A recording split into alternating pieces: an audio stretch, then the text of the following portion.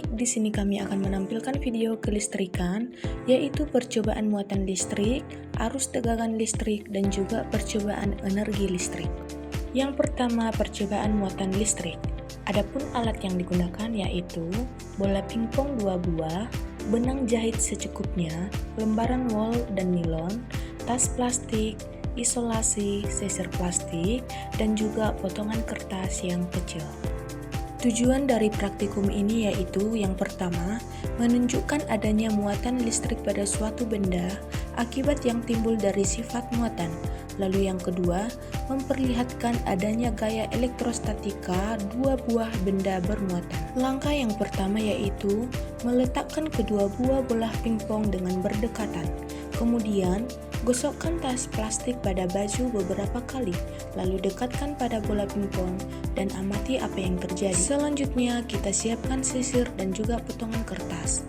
Sisir yang sudah kita gosok-gosokkan pada rambut kering beberapa kali, kemudian kita dekatkan dengan potongan-potongan kertas kecil yang sudah kita letakkan di atas meja dan amati apa yang terjadi. Kegiatan yang selanjutnya adalah ikatkan kedua bola pingpong dengan benang ke bagian pinggir meja dan tempelkan dengan isolasi. Dekatkan kedua bola tersebut jangan sampai bersentuhan, lalu amati apa yang terjadi. Setelah itu, gosoklah bola kiri dan kanan dengan kain wol, lalu dekatkan keduanya. Lalu amati apa yang terjadi. Setelah itu, lengkapi dan catat hasil pengamatan pada tabel yang sudah disiapkan. Hasil dari pengamatan yang sudah kami lakukan, yang pertama terjadi gerakan tarik-menarik antara bola pingpong apabila digosok dengan menggunakan kain wol, nilon, dan baju. Kemudian terjadi tarik-menarik antara sisir yang sudah digosokkan ke rambut dengan potongan kertas kecil. Percobaan yang kedua yaitu arus dan tegangan listrik.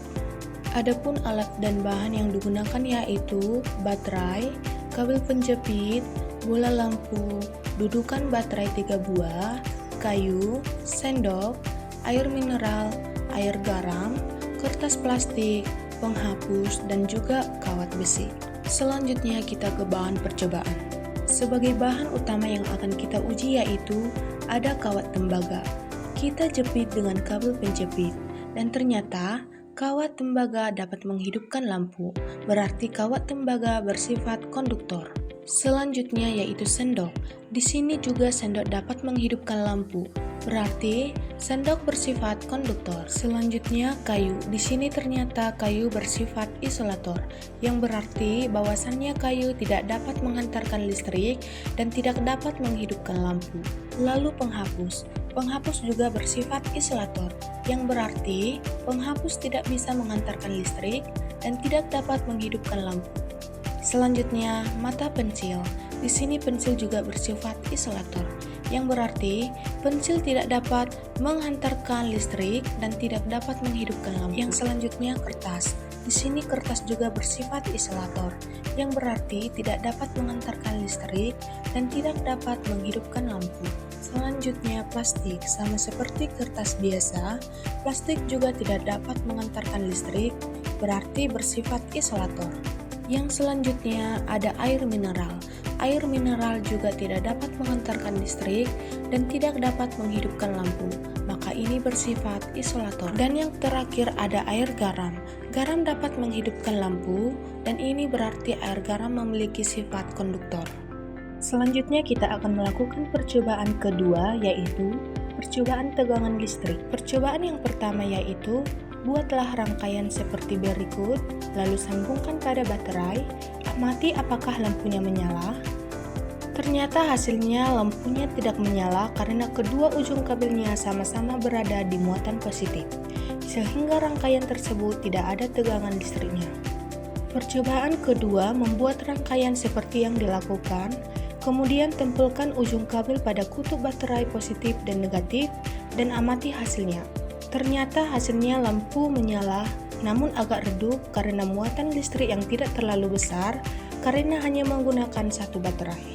Percobaan ketiga, buatlah rangkaian seperti yang dilakukan dengan dua baterai. Tempelkan kedua kabel pada kutub positif dan negatif baterai. Amati hasilnya, ternyata lampu menyala lebih terang karena muatan listrik lebih besar. Selanjutnya sama dengan sebelumnya, buat rangkaian seperti berikut dengan 3 baterai, lalu amati hasilnya. Hasil menunjukkan ternyata lampunya menyala sangat terang, karena muatan listrik lebih besar dari sebelumnya. Hal ini disebabkan baterai yang digunakan lebih banyak. Kesimpulannya adalah bahwa besar kecilnya arus listrik dipengaruhi oleh tegangan yang diberikan dalam rangkaian.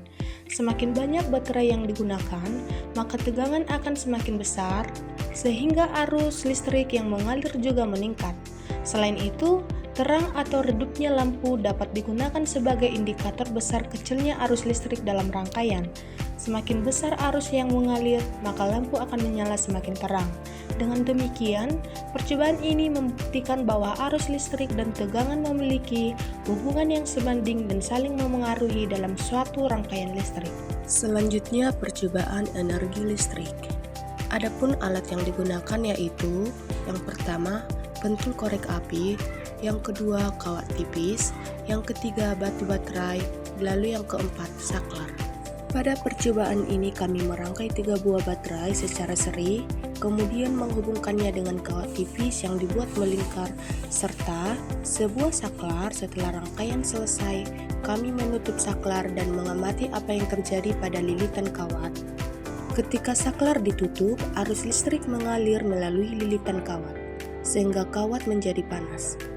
Setelah sekitar kurang lebih 2 menit saat kami mendekatkan pentul korek api ke lilitan kawat, pentul tersebut mulai terbakar karena menerima panas dari kawat. Hal ini menunjukkan bahwa energi listrik berubah menjadi energi panas. Selanjutnya kami menggunakan termometer untuk mengukur perubahan suhu saat saklar terbuka. Suhu lilitan masih normal, tetapi setelah saklar ditutup selama 2 menit, termometer menunjukkan kenaikan suhu. Ini membuktikan bahwa semakin lama arus listrik mengalir, semakin besar energi panas yang dihasilkan.